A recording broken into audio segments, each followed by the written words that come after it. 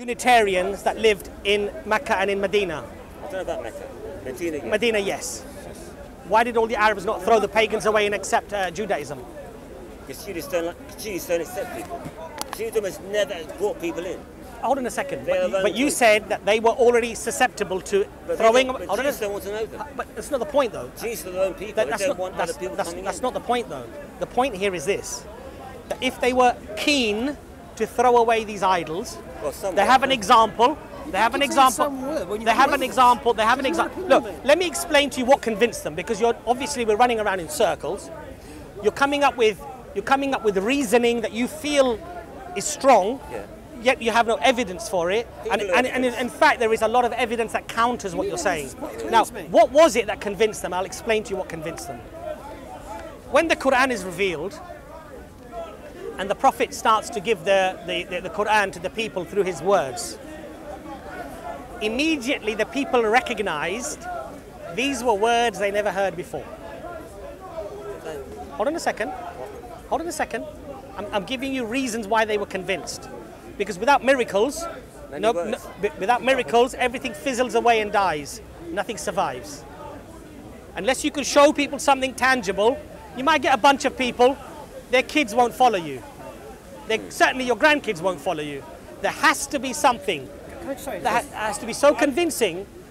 Oh, no, I might be going back to that. Sorry, forgive me. Is your premise that Muhammad lies about this revelation and all this? Yeah. Is that your premise?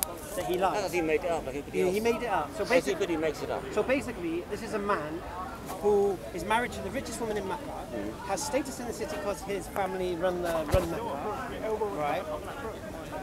And he made it up because what? Well, that's fine. That's fine. It's a reasonable question. Why did he make it up? He was going to the caves. No, why did he make it up? Because going to the cave is irrelevant. If you, listen. Going to the cave is irrelevant if he made it up. Okay, first of all, his wife's cousin. Khadija. But if he made it was up. a Christian. The scribe you're talking about. It's a red herring, mate. No, hold on. He would know about Christianity. Okay. Waraka. No, okay.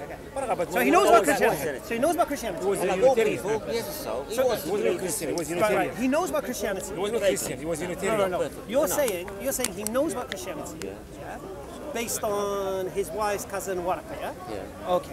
And because of that, he decides that he wants to become a Christian, basically. Well, what can happen next? No. I think. He was a Unitarian anyway. So this is your one second. This is your So this is your subjective opinion. Continue. Because he used to say that the Quran. There are lots of people in this world. I bet This is not the religion of Israel. So he heard voices. People do that. That's a natural. Now, if you hear voices, right. See, this is where your confusion comes now. No, because there's two things going on here.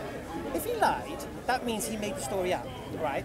If he's hearing voices, that means he's confused and deceived into thinking something is something which it isn't, right? So if you're, So if you're hearing voices, no. If you're hearing voices, then it's not intent, is it? No, it's an illness. Yeah. Yeah. All right. If you're wait a second. I'm moving on next. You can't establish a principle and then mash it up because it doesn't make no sense. If a man is going to lie, he says, "I'm going to do this for this, and this reason," right? He's not now. If the reason is what you said, he knew about Christianity from his wife's cousin Waraka, and that according to your emotional, subjective opinion, that from that encounter with Waraka, he wanted to become a Christian. Or he wanted to believe, he wanted to do this. All right. And so to do this endeavour... No, hold on, next bit. I've got to explain this. So this is his motive. I need to explain this. Let him explain it. He's in the cave, playing like he normally does. He's hearing voices come to his head. He knows a bit about Christianity, all that stuff. He thinks paganism is a money-making scam, all that stuff. And he hears these few words he hears about God's supposed to come down and tell him something. He gets that words. He runs back to his wife, he takes him to her cousin, and his cousin tells him he's a prophet. Right. So it's his cousin who tells him he's a prophet of God. Right. Did he believe he was a prophet of God? I don't know. He's confused. No. Right. Confusion is all right. See, confusion. See, if someone's confused... So this one he's confused. But he's got this guy telling him he's now a prophet. Alhamdulillah. So he believed he was a prophet, yeah? Yeah. Right. Did he? No, listen. Did he lie about the fact he was a prophet, or did he believe he was a prophet? That's the word we don't know. Well, no, you just claim he lied. I think he's confused. No, you claim he lied. I think he's confused. Are you taking At that this back? moment, he's confused. So you're taking lie back? At this moment, he's confused. So you're taking lie back? No, no. At this moment, he's No, but you confused. claim lie. No, no, hold on. Later. Or later now? Now, when this guy dies, they pick up a few followers. No. but look, No. Sorry. no, You but made a claim earlier. 3 years, there were no revelations. Listen. No, You made a claim. Yeah. He lied. Right? Because, all right, Now, if he lied, see, there's two things here, you see. If he lied, he made it up. No, listen, if he lied, he made it up. And he knew he was making it up, and he was doing it for a particular motive, for whatever reason that was. If he's confused, if he's deluded, that's not a lie. well, it's all works both ways. Well, no, it's not. It's No, not. hold So, on. no. So before you Next can bit. continue, No, we have to. No, hold on a second. You can't build on this false premise. No, hold on a second. You No, can't. we need to look, brother. Let's engage. He's down the problem. Listen. See, look. Hold on a second. Hold on, brother. Let's engage sensibly. Let's have a sensible, rational discussion. And look, the No, human hold mind on a second. is a weird Hold on a place. second. Hold on a second. The human mind is Please, a weird just place. listen to The me. human mind is not Can that you just wait for rational. 1 second? We have to. When we're having a Let's conversation, engage properly. We have to deal with logic. Let's engage properly. We have to. Let's deal with one thing at a time. Let's deal with one thing at a time. Hamza's posed a very, I think, look, when we analyze something, Yes, I know. we look at the. Hold on a second. When we analyze something, You taught history, but you reported from your subjective opinion. we look. It's subjective. If there are 2 or 3 possibilities, then we should assess those possibilities. And if they hold up, then fair enough, you have an argument.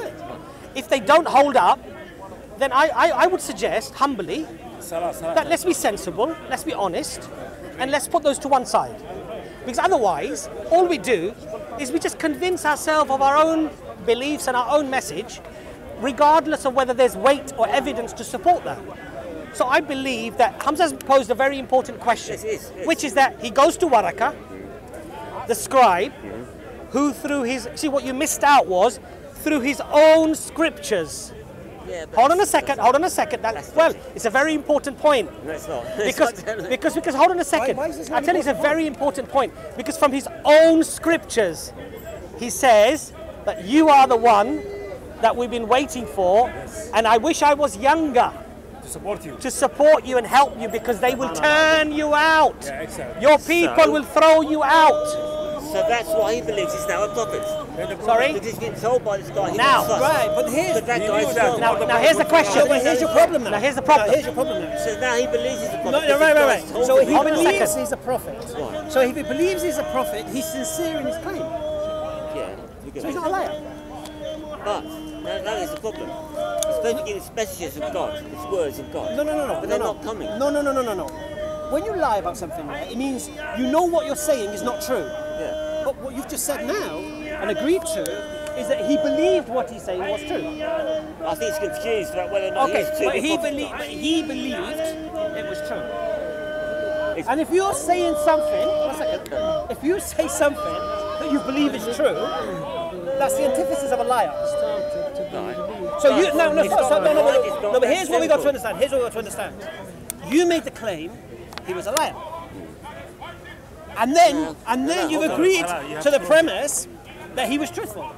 No. So now you have a problem. No, We're gonna go. hold on. Now here's the No, problem. leave it to- He has a problem. I'm going to go pray. Forgive me.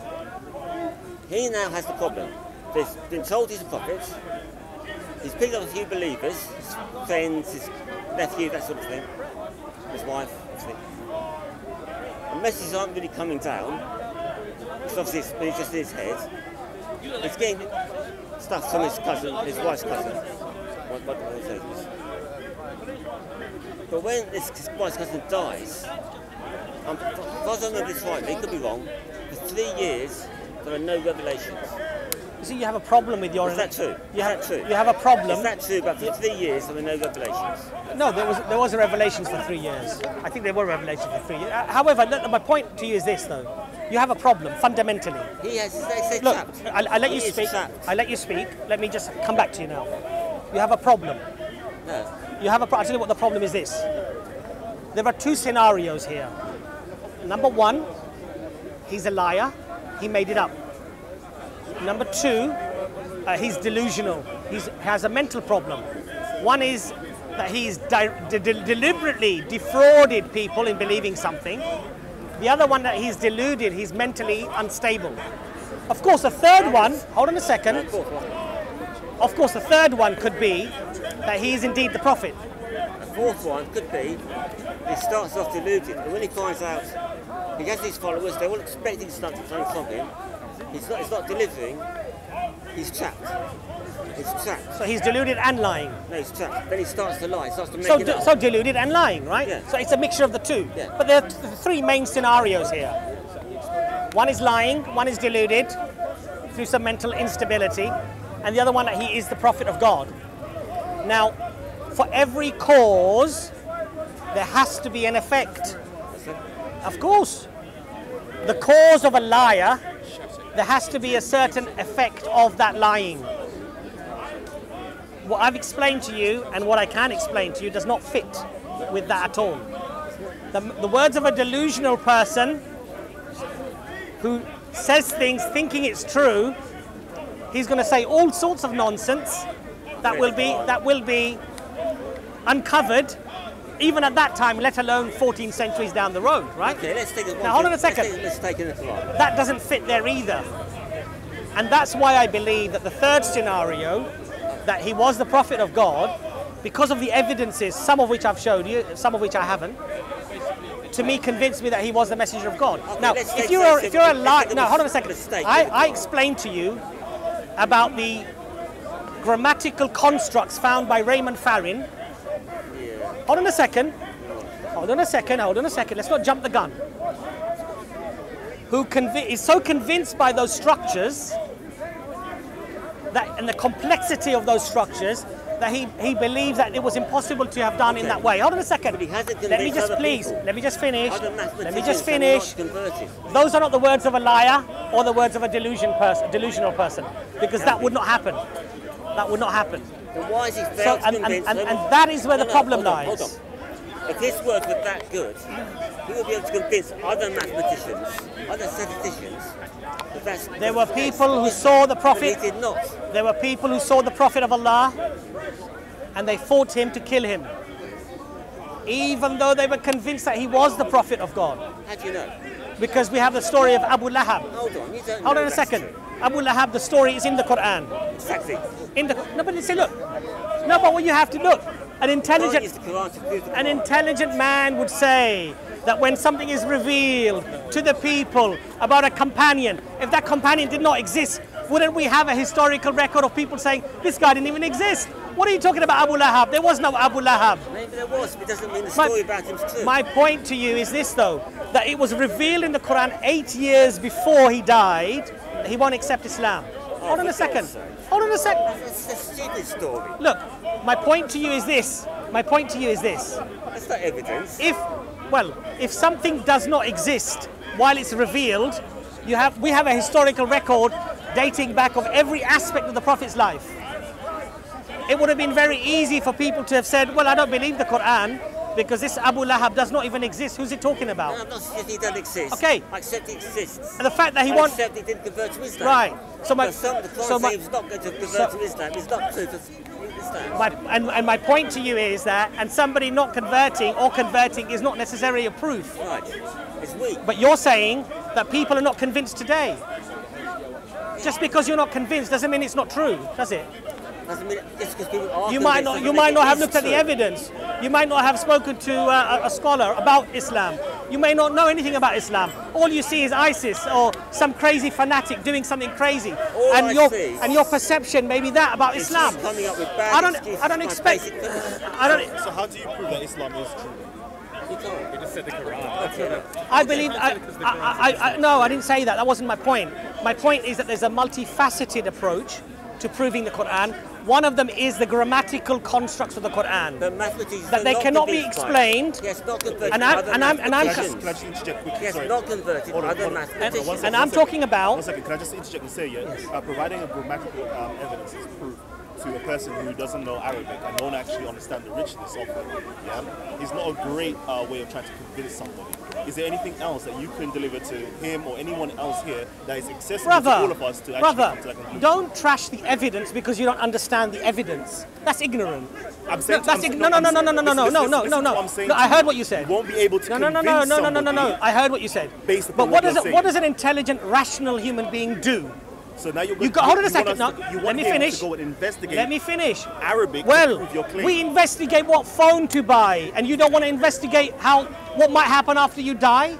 We investigate what camera to buy, what jeans are good, what trainers are good, what tires are good for my car. We investigate everything. And when it comes to the afterlife, well, I ain't got time. Okay, No. Your point is flawed. No, listen, let me show you listen how to your point is Let me flawed. just finish If my point. I told you the Let me just Nordic finish. religion is true, Yes. and it's true because there is grammatical evidence within inside of the Nordic Yes.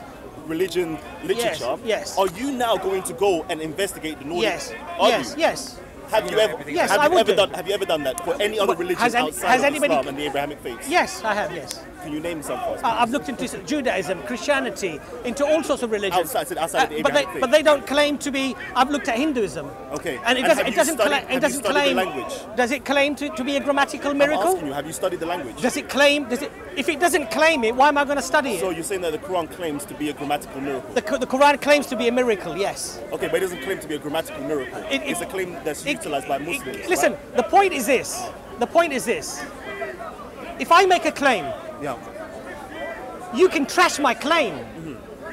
But you have to provide evidence to trash it. Don't just trash it because you can't be bothered to go and investigate it. Okay, so- That's foolish. so what I'm No, saying let to me you- finish my point. My point here is, I'm quoting somebody who is a Western academic who studies Arabic grammar in detail and without receiving the message of Islam from anybody is convinced upon years of research that this grammatical construct could not have arisen through an oral transmission in the 7th century by a man in the desert. So, and hold on a second, and he's so convinced that he accepts Islam. Now, I've made a claim. Now, hold on a second. If you now say, well, I think that's rubbish, that's okay. You have every right to say that, but at least offer the intellectual respect and go and listen to what he has to say. What exactly is his claim? How does he say that it's a miracle? And then, by all means, if you're not convinced, then say it's rubbish. Okay. But to just trash it because it's in Arabic, so that now I have to go and investigate it. You know, this is nonsense. What I'm saying to you Lots of other mathematicians should have read that Should book have, would have, and could have, might have is not the answer. What you're doing right now is appealing to authority, yeah? You're appealing to this particular authority that he knows his subject and so forth.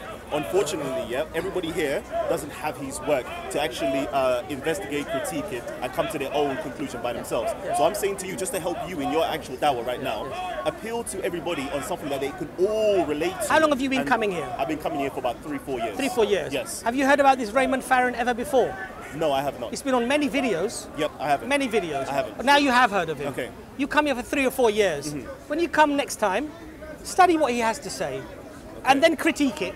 Okay, so Today I'm we have personally interested in critiquing his work. No, because I'm simply saying to you, why not? It would be very effective. Why not? Why I'm not? saying to No, you, but why not though? Are you listening? Yes, it would I be am. very effective if you provide an argument Yes. that we all can kind of relate to. Yes. Because I can bring up something right now, that is so far removed from you that you have no argument for it. You have no way of actually investigating or critiquing it. So I'm just trying to help you say, bring up something that we can all Thank you very much for understand. your advice, and thank you very much for your help. Indeed. But, however, with the caveat, I would say that deep subjects sometimes have very academic arguments. And to sort of say, give us a trivial little argument that we'll all be convinced by, it doesn't always work that way. Sometimes the arguments are very detailed, very academic in their nature. Okay. You're a clever man, you're literate. That's right. I've provided an argument. Okay. You come here for 3 years. When you come next time, you say, I'm not interested in critiquing his argument. I think that's intellectually dishonest. But that's not my interest. But that's my point though. Your interest is to advise me of how to do dawah. Yeah. When I give you something that is no doubt academic, maybe somewhat complex, at least offer the intellectual respect to go away and have a look at it. As rational, honest, reasonable human beings, I believe that at least when somebody provides you with some evidence, at least look at the evidence. At least assess it for yourself. Definitely. If you're definitely interested in it, at least see, does this outweigh this argument or that argument? I'm agreeing and with if you. you're I'm agreeing because with you. because